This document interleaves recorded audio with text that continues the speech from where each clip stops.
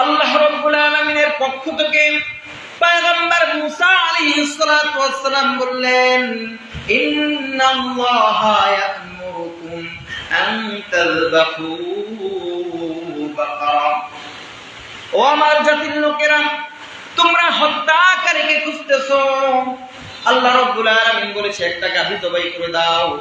কিন্তু তখন আল্লাহর হুকুমের সাথে আল্লাহর হুকুমের সামনে তারা অনুগত্য তো করলই না, বরং পয়গম্বর মুসা আলাইহিস সালাতু ওয়াস সালামকে বললেন, ক্বালু আতাত্তাখিদুনা হুজুয়া। ও মুসা, তুমি কি আমার সাথে ফাজলামি করো নাকি?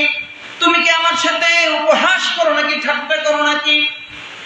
আল্লাহ রাব্বুল আলামিন হুকুম দিয়েছেন, আর ইহুদি কি বলতেছে? ঠাট্টা করো নাকি? একজন পয়গম্বরের সাথে তার উম্মার সম্পর্ক কি ঠাট্টার সম্পর্ক, ফাজলামি সম্পর্ক? কিন্তু ইহুদিরা বলল, আল্লাহর হুকুম যখন পয়গম্বর মুসা তাদেরকে শোনায় দিল, আল্লাহ বলেছে গাভী জবাই করো, তারা গাভী তো জবাই করলই না, আল্লাহর হুকুমের সামনে অনুগত্য তো করলই না, বরং তারা বলল, আতাত্তাখিদুনা হুজুয়া। ও মুসা, তুমি কি ফাজলামি করো নাকি? পয়গম্বর মুসা আলাইহিস সালাতু ওয়াস সালাম সাফ জানিয়ে দিলেন, ক্বালা আউযু বিল্লাহি আন আকুনা মিনাল জাহিলিন। আমি আল্লাহ তাআলার কাছে পানাহ চাই, আমি আল্লাহর কাছে আশ্রয় চাই এই সমস্ত মূর্খদের কর্মকাণ্ড থেকে। ঠাট্টা বিদ্রুপ ফাজলামি করা, এটা সবসময় কার স্বভাব? মূর্খদের স্বভাব। আল্লাহ নবী বলতেছে, কি বলো? আমি আল্লাহর কাছে এই সমস্ত মূর্খ মার্কা কর্মকাণ্ড থেকে আল্লাহর কাছে সাহায্য চাই।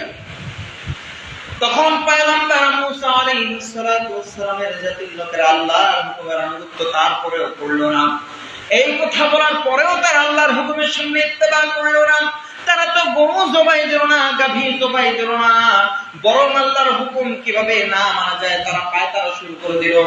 অনেক সময় দেখবেন কেউ যদি কোনো হুকুম করে, কারোর মনের মধ্যে যদি থাকে সেই হুকুমটা আমি মানবো না, তখন সেই হুকুমের উপর সে পাল্টা প্রশ্ন করতে থাকে। মানে কি, তার মানার ইচ্ছা নাই, এই কারণে সে কি করতেছে? একের পর এক বিভিন্ন কথা পেঁচাইতেছে আর পাল্টা প্রশ্ন করতেছে। ঠিক তেমনি ভাবে ওই ইহুদি লোকেরা আবার পাল্টা প্রশ্ন করে দিল, ক্বালু দু'উ লানা রাব্বাকা ইউবাইয়িন লানা মা হি।